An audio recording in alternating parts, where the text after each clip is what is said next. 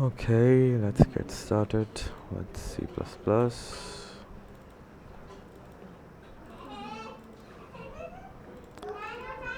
Okay, now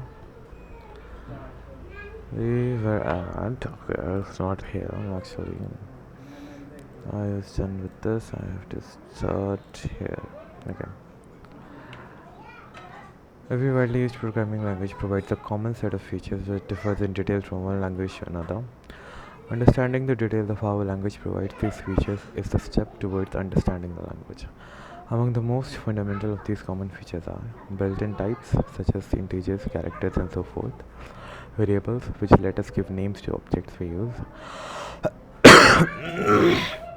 expressions and statements to manipulate values of these types, control structures such as if or while that allow us to conditionally or repeatedly execute a set of action, functions that let us define callable units of computation. Most programming languages supplement these basic features into ways let programmers extend the language by defining their own types. And they provide library routines that define useful functions and types not otherwise built into the language. In C++, as in most programming languages, the type of an object determines what operations can be performed on it. Okay, type of a language defines whether a particular expression is legal depends on the type of the object in that expression. Some languages such as Smalltalk and Python check types at runtime. In contrast, C++ is statically typed language. Type checking is, as a consequence, the compiler must know the type of every name used in the program. C++ provides a set of built-in types, operators to manipulate those types, and a small set of statements for program flow control. These elements form an alphabet from which we can write large, complicated real-world systems.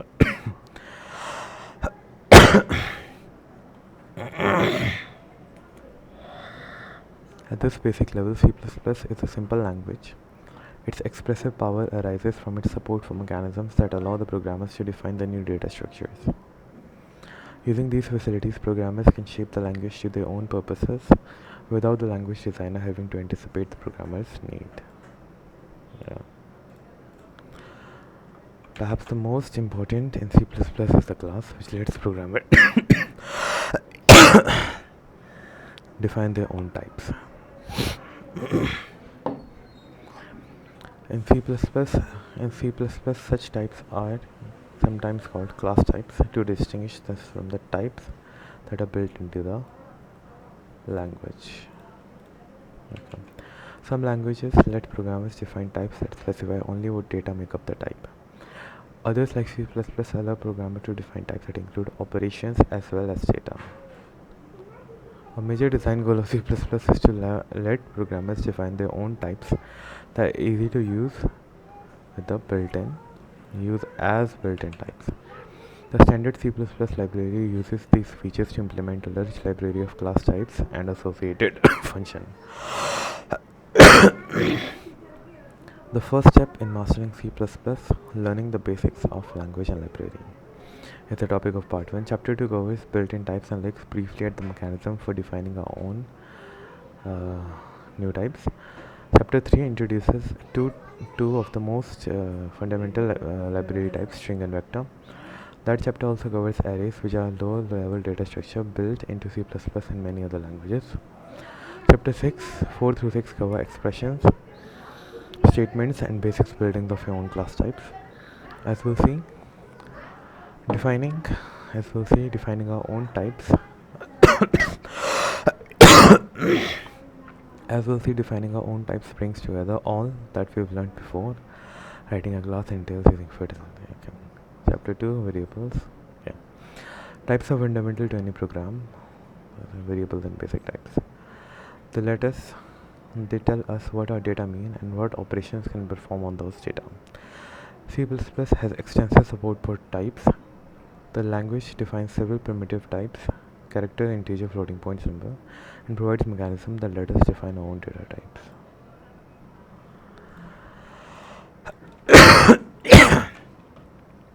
The library uses these mechanisms to define more complicated types such as variable length character strings, vectors, and so on.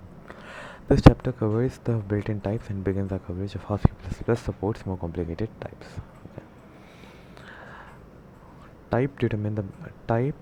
Types determine the meaning of the data and operations in a program.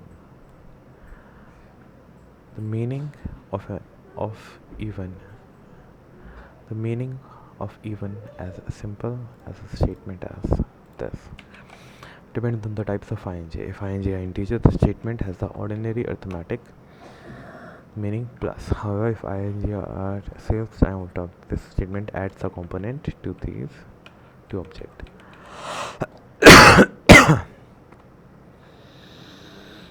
Built-in primitive types. C++ defines a set of primitive types that include arithmetic types and a special type named void. The arithmetic types represent characters, integers, booleans, values, including. The void type has no associated values and can be used in only few circumstances, most commonly as a return type for functions that do not return a value. Yeah. Arithmetic types.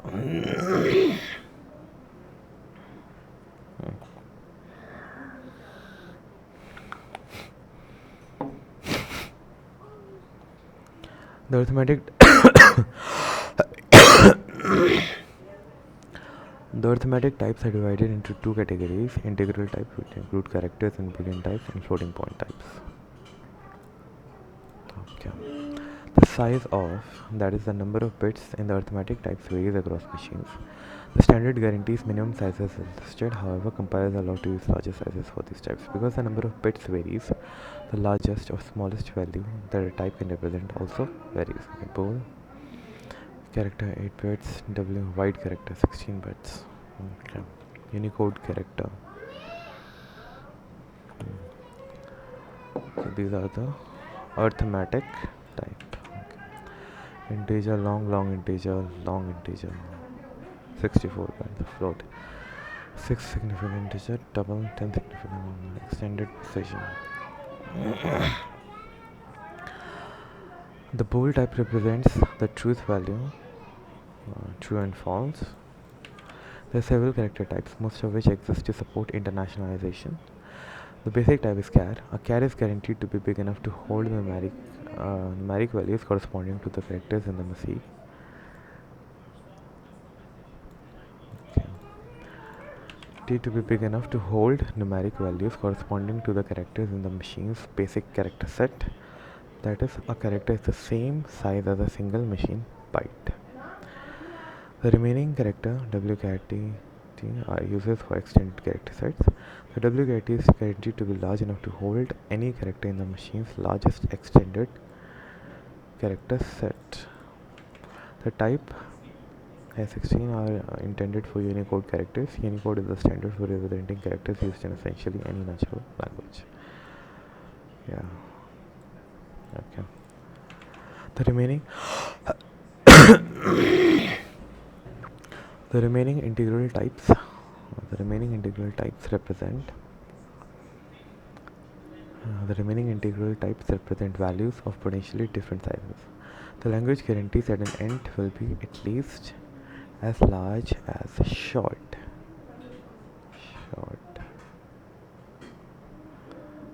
Okay.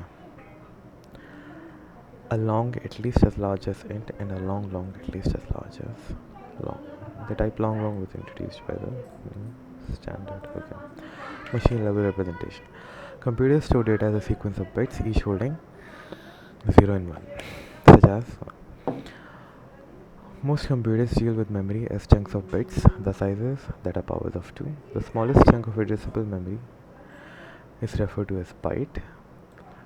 The basic unit of storage, usually a small number of bytes, is referred to as a word.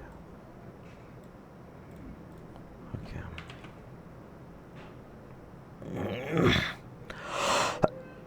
The basic unit of storage, usually small. In C++, a byte has at least as many bits are needed to hold a character in the machine's basic character set. On most machines, a byte contains 8 bits, and a word is either 32 bits or 64 bits. Okay. bits, 32 bits, word, or 64 bits. Most computers associate number called address with each byte in memory. On a machine with 8-bit bytes and 32-bit words, we might view a word in memory as follows. Here, the byte's address is on the left with 8 bits, with 8 bits of the byte following the address. We can use an address to refer to any several. We can use an address to refer to any of several variously sized collections of bits starting at that address. It's possible to speak of the word at address, the byte at address. Okay, to give meaning to memory at given address, we must know the type of value stored. Okay.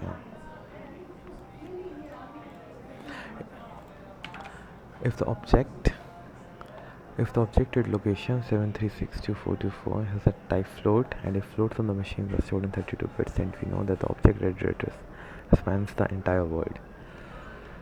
The value of float depends on details of how the machine stores floating point. Alternatively, if the object at location 7362424 is an unsigned char on machine, then the byte at that represents. Okay. The object at location unsigned char, that is 2 bits. Okay. The floating point types represent single, double, extended precision values. The standard specifies the minimum number of significant digits. Most compilers provide more precision than the specified minimum. Typically, floats are represented in one word, 32 bits, doubles in 2 words, and long doubles in either 3 or 4 words. Okay. The float and double types typically yield about 7 and 16 significant digits, respectively. Okay, the type long double is often used as a way to accommodate special purpose floating point hardware. Its precision is more likely to vary from one implementation to another. Okay.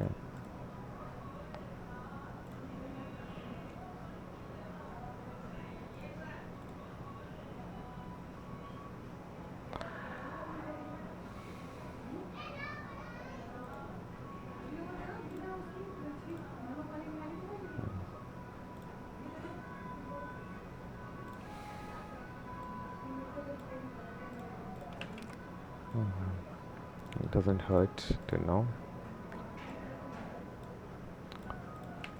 Signed and unsigned types. Except for bool and extended character types. Okay. The integral types may be signed or unsigned. A signed type represents negative or positive including 0. An unsigned type represents only values greater than or equal to 0. Okay. The types int, short, long, long, long, long are all signed. We obtain the corresponding unsigned type by adding the unsigned to the type, such as unsigned long. The type unsigned int may be abbreviated as unsigned. Okay. Unlike other integer types, there are 3 distinct basic character types: char, signed char, and unsigned char. In particular, char is not the same as signed char. Although there are 3 character parts, there are only 2 representations. The same as signed char. That is interesting. Although there are 3 character types, there are only 2 representations, signed and unsigned. The plain char types uses one of these representations. Which of the 2 character representation is equivalent to char depends on the compiler. Okay. In an unsigned type, all the bits represent the value. For example, an 8-bit unsigned char can hold values 0 to 255 inclusive. The standard does not define how signed types are represented, but does specify the range should be evenly divided between positive and negative values. Hence, 8-bit signed char is guaranteed to be able to hold from -127 through 127. Most modern machines use representation that allows values from -128 through 127. 7.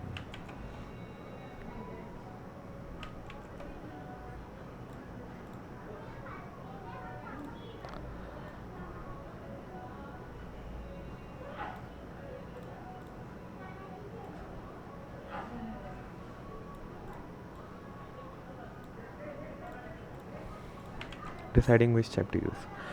C++ like C is designed to let programs get close to the hardware when necessary. The arithmetic types are defined to cater to the peculiarities of various kinds of hardware. Accordingly, the number of arithmetic types in C++ can be bewildering. Most programmers can and should ignore this complexity by restricting the types they use. A few rules of thumb can be useful in deciding which type to use. Use an unsigned type when you know that values cannot be negative. Use int for integer arithmetic. Short is usually too small, and in practice long often has the same size as int. If your data values are larger than minimum guarantee size of int, then use long. Okay. Do not use plain char or bool in arithmetic expressions. Use them only to hold characters or truth values. Computations using char are especially problematic because char is signed on some machines and unsigned on others. If you need a tiny integer, explicitly specify either signed char or unsigned char. Okay. Use double for floating point computations. Float usually does not have enough precision, and the cost of double precision calculations versus single precision is negligible. In fact, on some machines, double precision operations are faster than single. The precision offered by long double usually is unnecessary and often entails considerably runtime cost. Okay, so we have exercises. What are the difference between int minimum 16? Sometimes it is long as int. If you want something bigger than int, use long short. It's not usually, it's 16 bits, but you should not use it.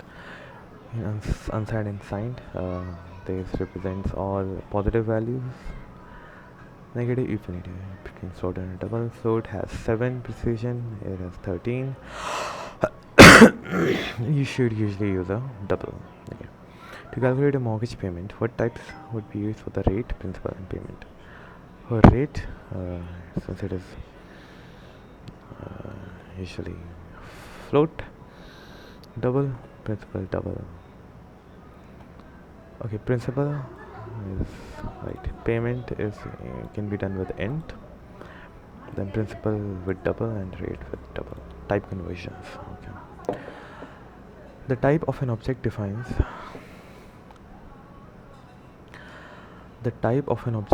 the data that an object might contains and what operation that object can perform. Among the operations that many types support is the ability to convert objects of the given type to another related types. Type conversions happens automatically when we use an object of one type where an object of other type is expected. Okay. But for now, it is useful to understand that what happens when we assign a value of one type to an object of another type. P, bool P, true. Int I has value 1. Okay. Has value 3. Pi has value 3. Unsigned char I is 1. Char C has value 255. Signed char C. 8 bits, the value C2 is defined. Okay. Undefined. Right.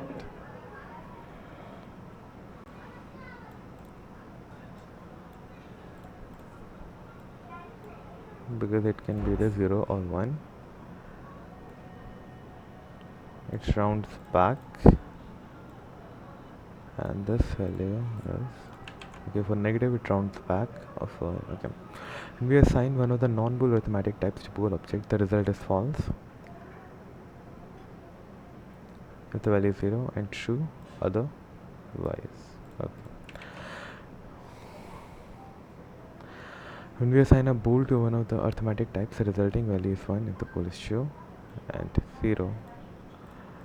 Okay, when we assign a floating point value to an object of integral type, the value is truncated. The value stored is the part before the decimal point. Right. When we assign an integral value to an object of type floating point, the fractional part is 0. Precision may be lost if the integer has more bits than the floating point object can accommodate. Okay. If we assign an out of range value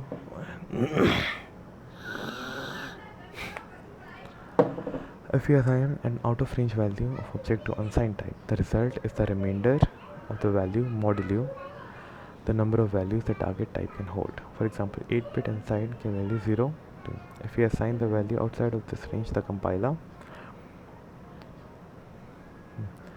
assigns the remainder of the therefore assigning -1 to an 8-bit value remainder of the value modulo remainder of the value modulo the number of values the target type can hold. Okay, so remainder -1 is 256 modulo. Okay, when you divide an unsigned fringe one, the result is the remainder of the value modulo the number of values the target type can hold.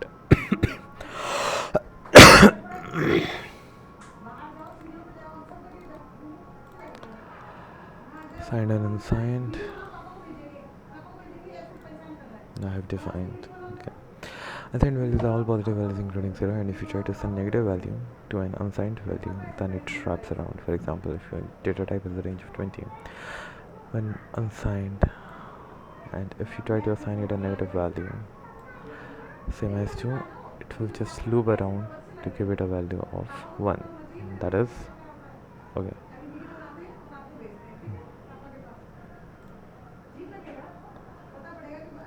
CS value 255. Okay, example.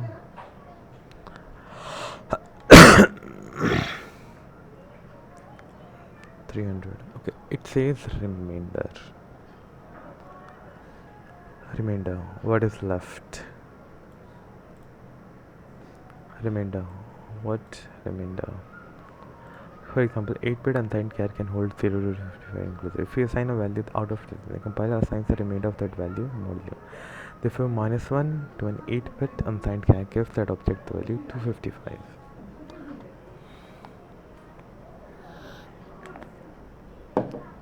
Okay.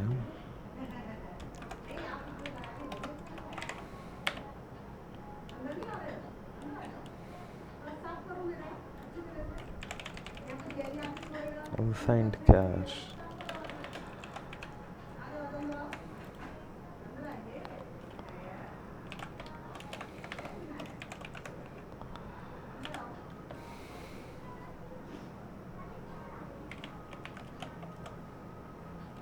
Come on.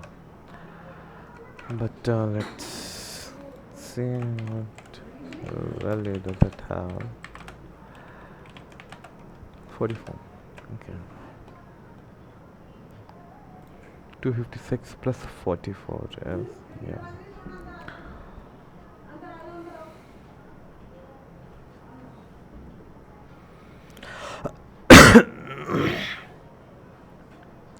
Signed char, okay. And for signed,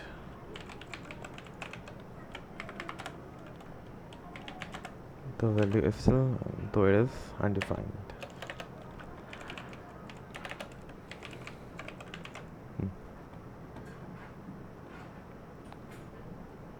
So it says -1, right?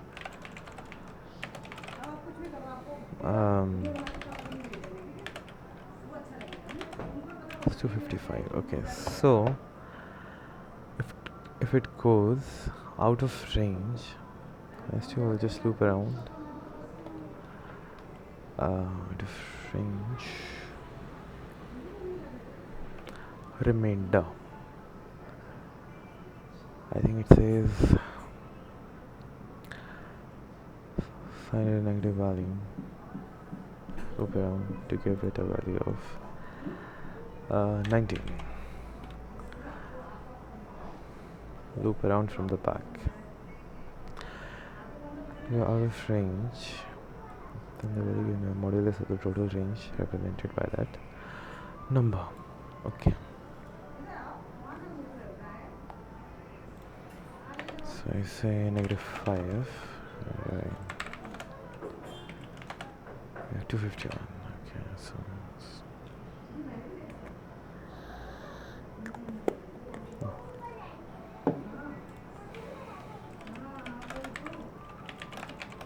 let's check the remainder of the value, then modulo with the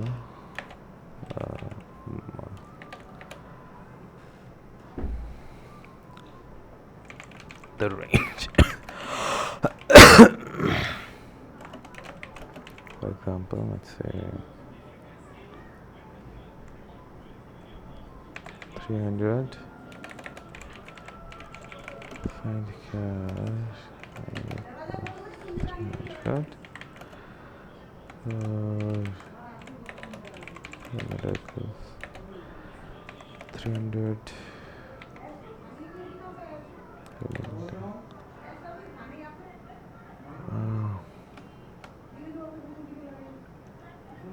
what is left? Okay, what is left? Okay, what else? Let me see how does modulo work. Right. I can just go with the source file. Okay, -1.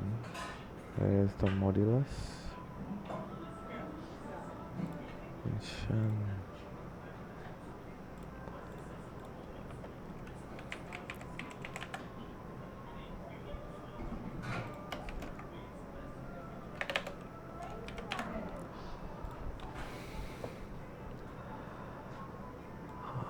Okay, I'll say -1.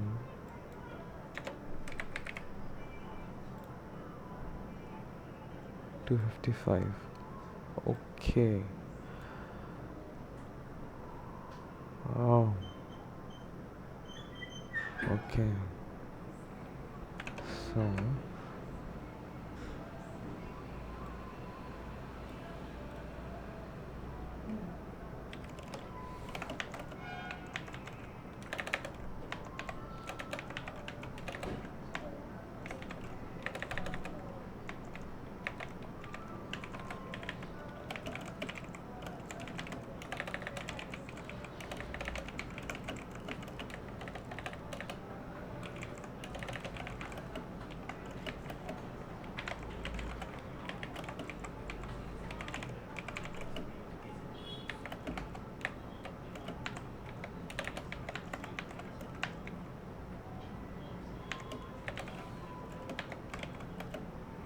2 minus 1 into 256.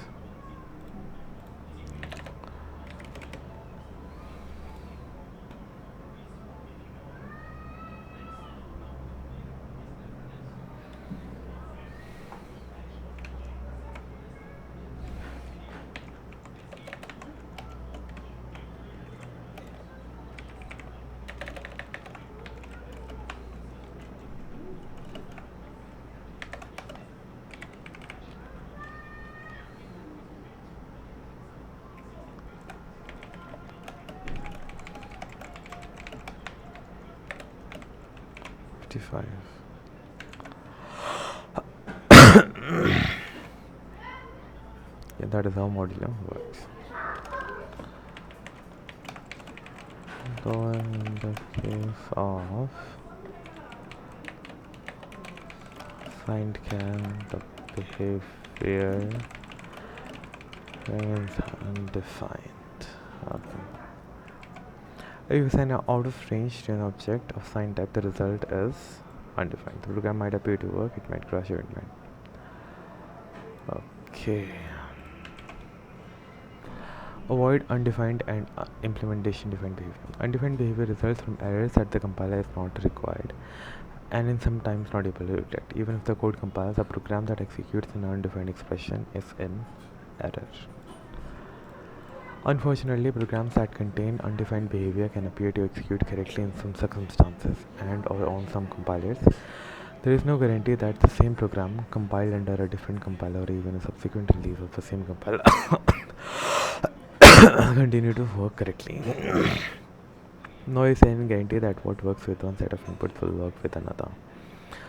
Similarly, programs usually should avoid implementation defined behavior, such as assuming the size of an int is a fixed and known value. Such programs are said to be non-portable.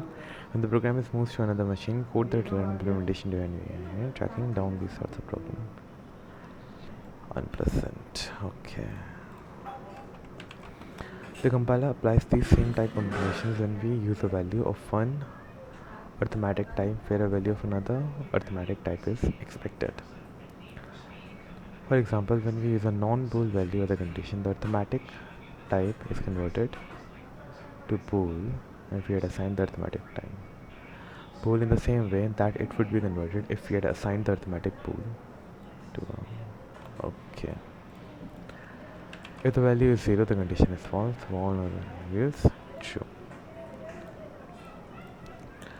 By the same token, when we use a bool in an arithmetic expression, its value also will convert to either 1 or 0. As a result, using a bool in an arithmetic expression is almost surely incorrect. Okay. Expressions involving unsigned type.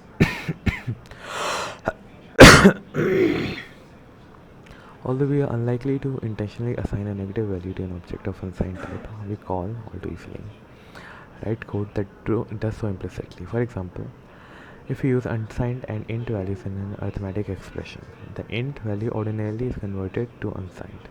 Converting the int to unsigned executes the same way as if assigned. Oh, bro.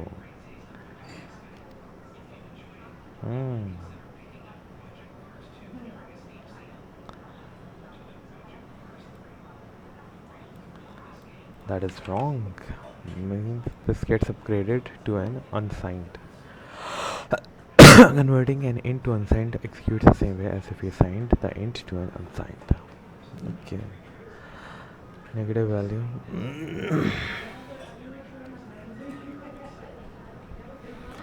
In the first expression, we add two negative int values and obtain the expected result. In the second expression,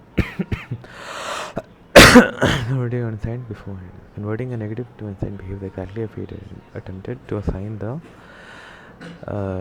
negative value of unsigned. It wraps around as discussed above. Right. Regardless of whether one or both operands are unsigned, if we subtract a value from unsigned, we must be sure that the result cannot be negative. Okay. The fact that an unsigned cannot be less than 0 also affects how we write loops. For example, in the exercise, you will to write a loop that uses the decrement operator to print down to 0. Probably wrote something. We might think we could write this loop on an unsigned. After all, we don't plan to print negative numbers. However, this simple I would terminate down. Okay, because once it reaches 0, it is still valid. Then, because okay, consider what happens when you 0. On that iteration, will print 0 and then execute the expression in the for loop. That expression minus 0 subtracts 1 from it, that is L minus 1, that won't print inside value, and it's the result out of range. Okay. One way to write this loop is to use a while loop instead of for. Using a while loop, let us decrement rather than decrement before rather than after printing the values. Use greater than 0. This loop starts by decrementing the value of loop control variable. On the last iteration, u will be 1 on entering to the loop. Will decrement that value, meaning will print 0 on iteration. When we next check u in while, its condition will be 0 and loop will exit. Because we start by decrementing u, we have to initialize u to a value 1 greater than. Okay. Don't mix signed and unsigned types. Expressions that mix signed and unsigned types values can yield surprising results when the signed value is negative. It is essential to remember that signed values are automatically converted to unsigned types. Okay, for example, in an expression like a times b, if minus a and b, both, then if, however, if a is int and b is unsigned, the value in the expression depends. Okay.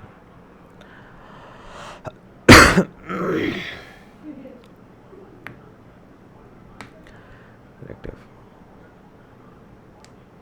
Okay. So, like unsigned hue, unsigned is also unsigned int. Okay, so u 42 minus 10, it remains positive 32. It will warp back minus 32. And I minus I2 minus I 32 minus I minus u, this gets upgraded to negative int, right? Then okay, so that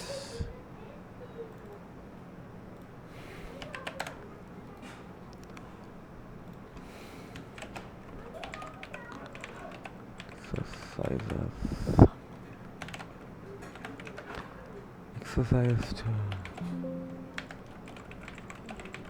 3.1.2.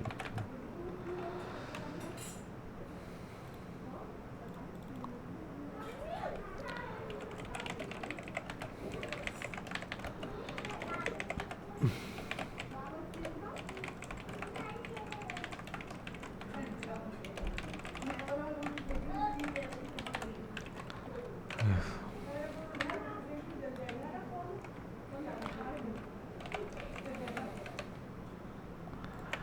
So we have declare unsigned u, done.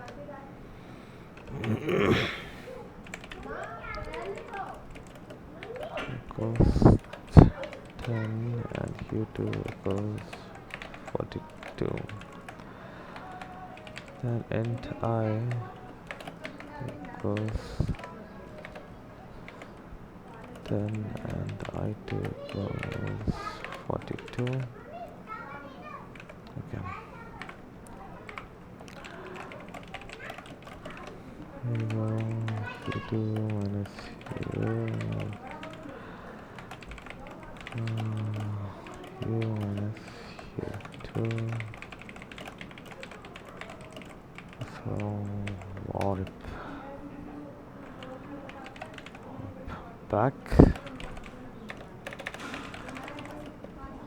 Turns on subtracting.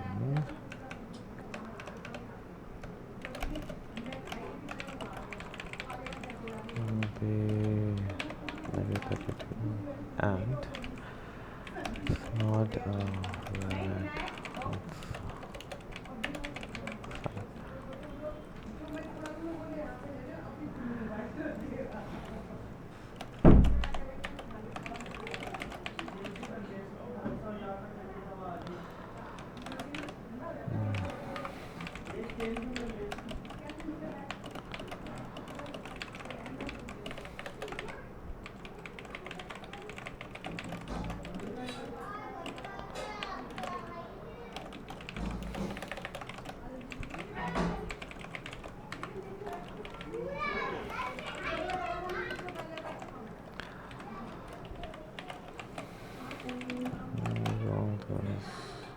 Minus 32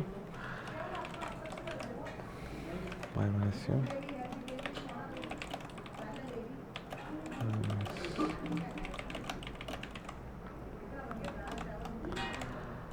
I get related to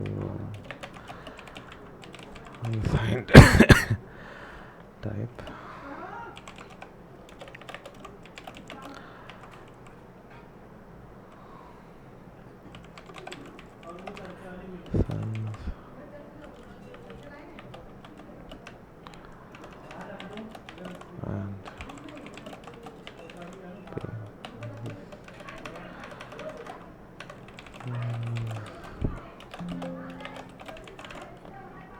Wi-Fi.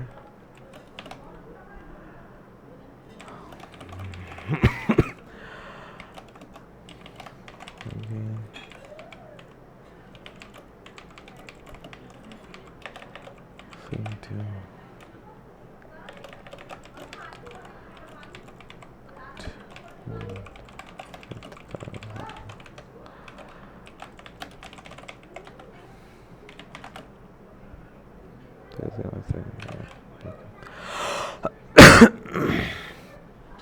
literals. A value such as 42 is known as a literal because its value is self-evident. Every literal has a type. The form and the value of a literal so it's called its type. Integer and floating point literals.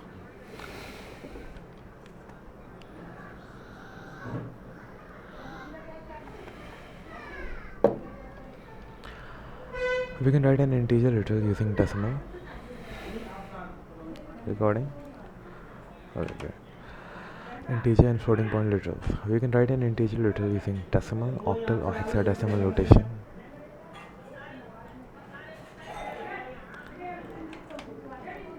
Integer literals that begins with 0 are interpreted as octal. Those that begins with 0x are interpreted as hexadecimal.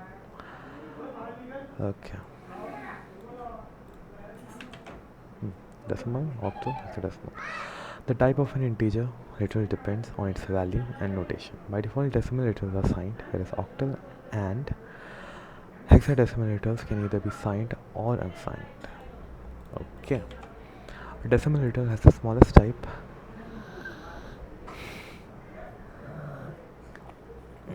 int long. That is the first type in the list in which the literal's value fits. Okay. Octal and hexadecimal literals have the smallest type int, unsigned int, long, unsigned long, unsigned. Okay.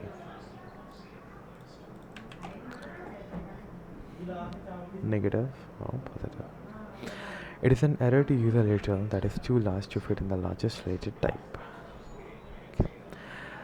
There are no literals for type short.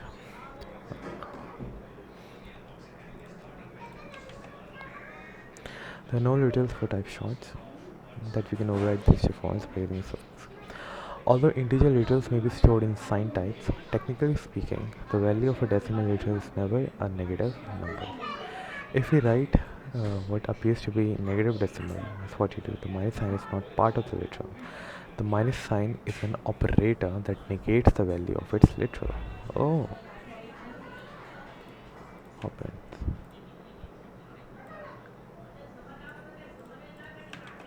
Floating point literals include either a decimal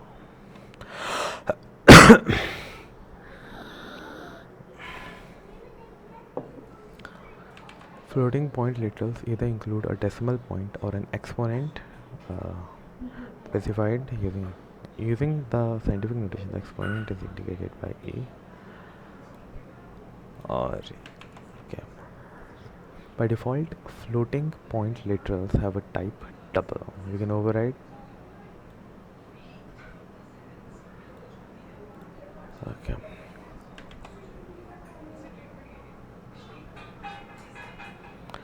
It's table 2.2. Might reference to table 2.2 again and again. I don't know. This is table 2.1.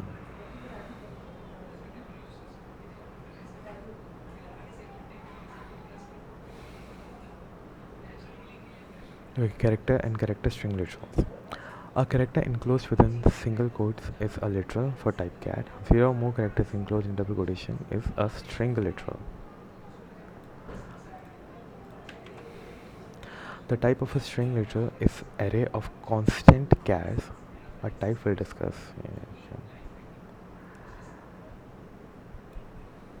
The compiler appends a null character to every string literal. Thus, the actual size of the string is 1 more than its apparent size. For example, letter A represents the single character A, whereas a letter A represents an array of 2 characters, letter A and a null character. Okay. Two string literals that appear adjacent to one another and that are separated only by spaces, tabs or new lines are concatenated. Two strings literals that appear adjacent to one another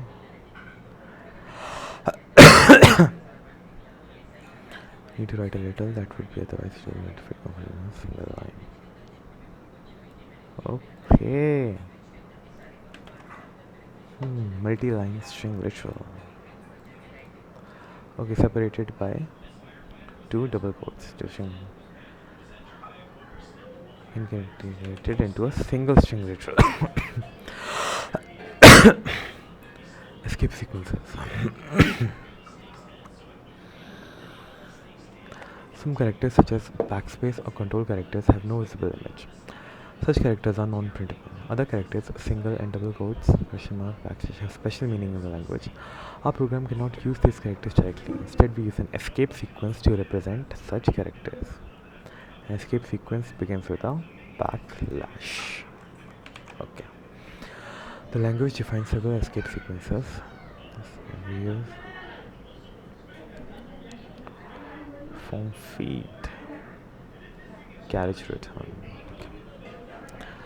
We also write a generalized escape sequence which is x followed by one or more hexadecimal digits or followed by one or two octal digits. The value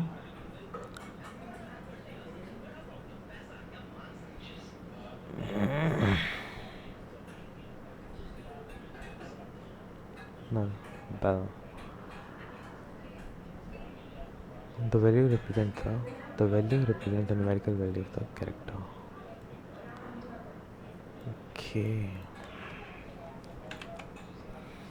As with an escape sequence defined by the language, we use these escape sequences as we would with another. Okay, this is sequence for I.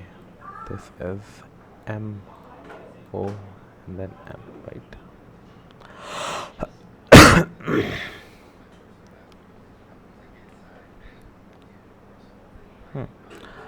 Note that if A is followed by more than 3 octal digits, only the first 3 are associated with the.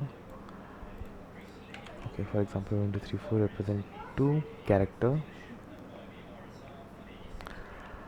The character represented by 1, 2, 3 represents two characters, the character represented by octability in the character form. In contrast, X uses all hex digits followed. 3, 4 represents a single 16.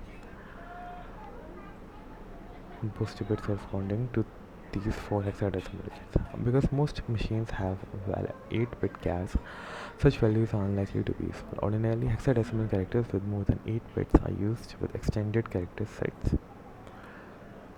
Okay.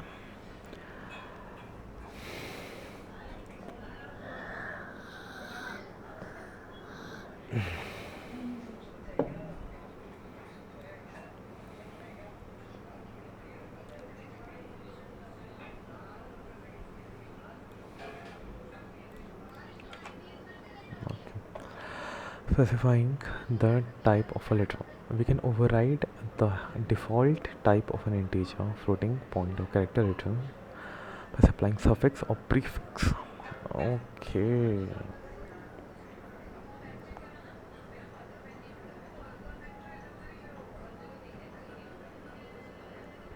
Long double. F for float.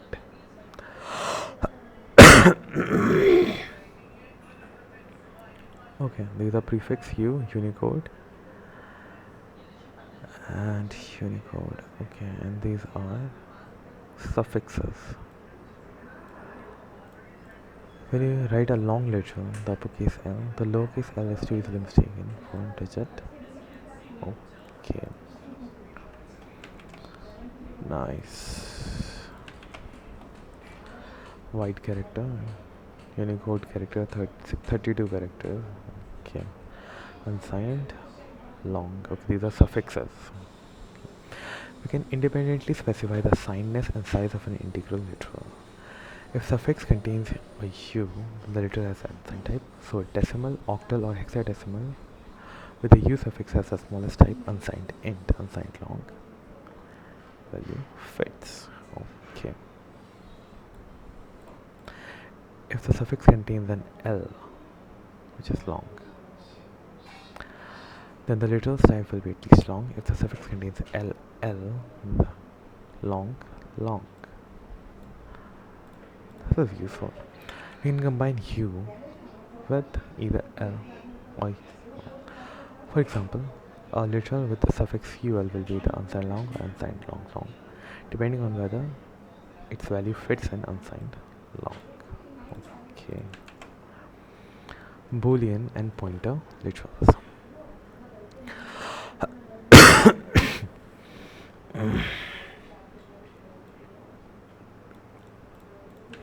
The word null.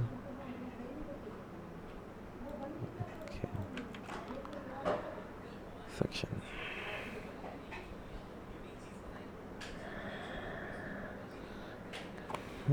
These are decimal values, these are octal values. Determine the type of each of the following literals. Explain the differences on character. Okay. L was for wide character. Okay. Wide character, a string, a wide character string. Okay, decimal, unsigned int, long, unsigned long, octal, and hex. Then this is a float. By default, it is a double, right?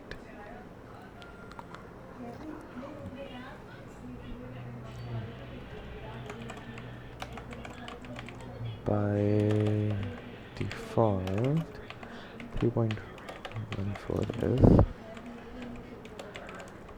double.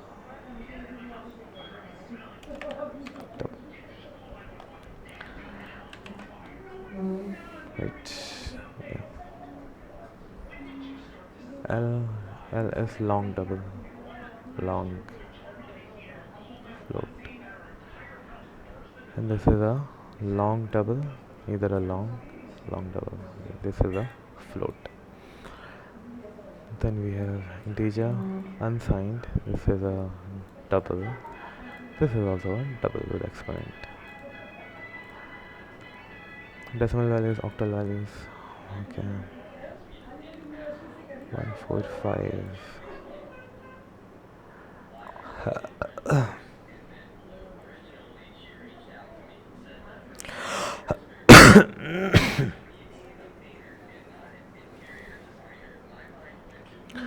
What does each type have?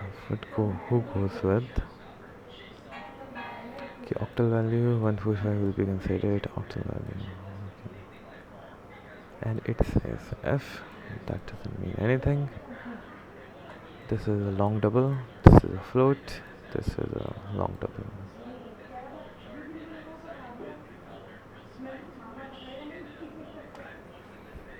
Okay. Using escape sequences, write a program to print 2m followed by a new line. Modify the program to print 2, then a tab, then m, followed by a new line. Okay.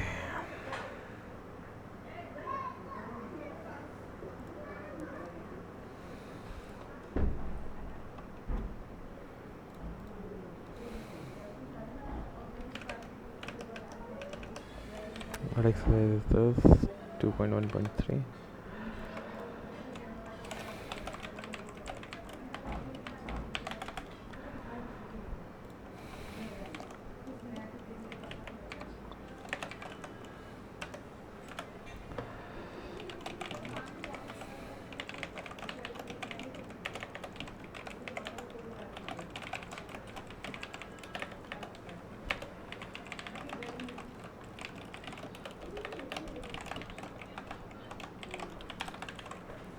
Okay, so I have to print this is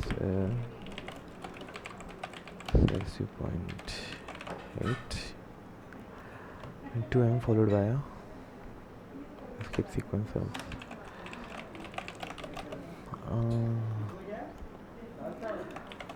2m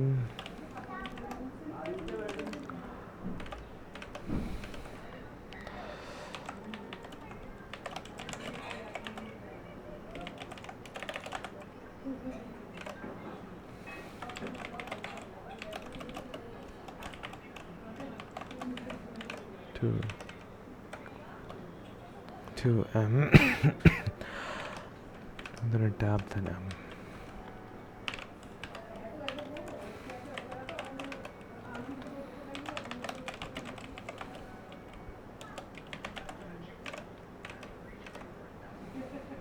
What do I need? Okay. And what does this do?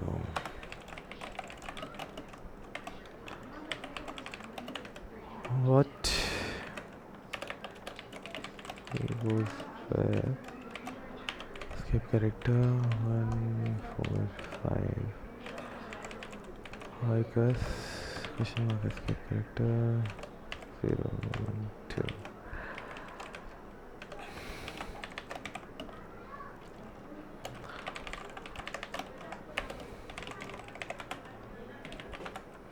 Goes with Fergus. Okay, so we'll continue with this later.